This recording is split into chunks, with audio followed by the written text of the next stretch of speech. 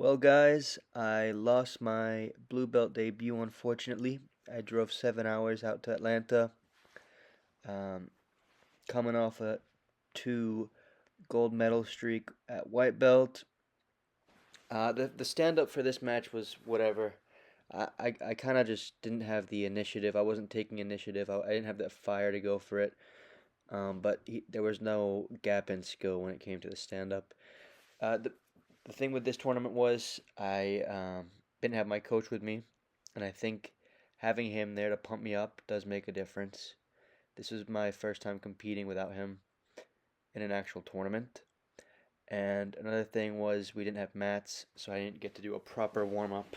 Um, just little things that kind of changed my mood, not excuses. But this guy was good. He's competed at blue belt several times before. I searched his name after the tournament. I think he was a fresh 18-year-old, so he's been going up the ranks as a kid as well. So he pulls guard because our stand-up was doing nothing for a minute or so, and he closes his guard. So I go to open his guard, getting the butt leg extended, and I end up opening. He tries to go for some other guard, but I sprawl around the leg and start going around. And this is something that happens in training as well with one of my training partners. When I start sprawling around, I'll wait till we get there and then I'll explain. So I open that leg up. His guard opens. He tries to get a different guard. And then I believe, he goes for, to get my arm wrapped around his leg. I forgot what the guard's called. But there you go. I sprawl around. And he goes to roll into it. See? So this happens all the time in training with one of my partners. But I should have latched onto a guillotine. But as you can see, he goes into butterfly and then just simply lifts my leg and sweeps me. So he gets his first 2 points. Tries to go around. I do a good job of bringing my knee back in. He had really good technique, and I think there was no strength advantage. But when it came to his passing, there definitely was a skill advantage there. And I think that was the only place where there was a skill gap was his passing.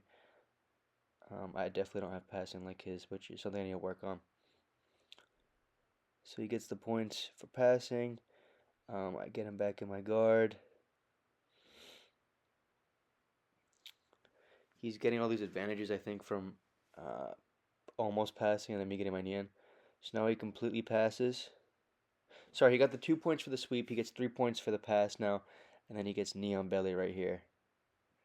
And as soon as he gets his knee on belly, I just wait for it, which I shouldn't have done. And I think I lift his leg to change it. We stand back up. And again, this is when my game plan is I never pull guard, I go for takedowns, but I just didn't have it in me. I was relaxed. I was too relaxed, I think. And I made the stupid decision to pull guard, which wastes the next 2.5 minutes. I could have easily went for a takedown at least and started passing him out. That's how I would have won. I just completely forgot about my game plan. And I think maybe some of it was my mindset before this tournament. Worrying too much about competing at blue belt, not knowing if I was ready for blue belt. It's one thing doing good in training, but when you're out there with people who've been blue belts for years or people who've been training for years, it's a whole other story, and I think I was just overthinking this. So we stand up.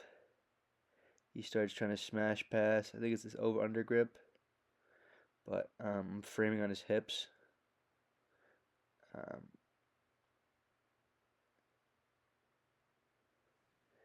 He's trying to pass the half guard.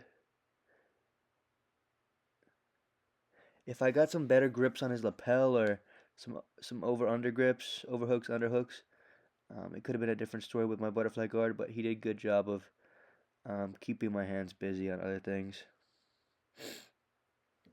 And watching it back now, there wasn't as much of a gap as I thought there was in terms of he wasn't just easy breezy passing or although it finished 10-0, it wasn't as one-sided. I mean, it's a one-sided match. Obviously, I didn't score anything, but it wasn't like domination.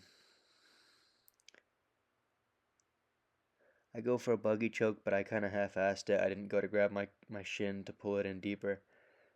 Just not believing in myself properly. But I used the tension I have there to flip him over. And again, if I had some more initiative to get on top, and if I think I was tired here at the last minute. He gets into north south, and I have this classic escape where I push his hips away, get some distance, and do a back take. But because I don't know, tired or I don't know what I was doing, I just regained guard instead of taking his back. Then I go for his arm here, trying to go for an arm bar, but he does a good job of moving his legs around to the other side of my body, so um, I don't have the right angle to do an arm bar. I'm kind of sitting there to see if he'll fall back so I can take the leg off my head to get on top, but I didn't realize the time was almost over. So that was my blue belt debut. It really sucks I couldn't, get past the first round because it would have been really nice to really try to at least podium for my first tournament, but I did learn a lot.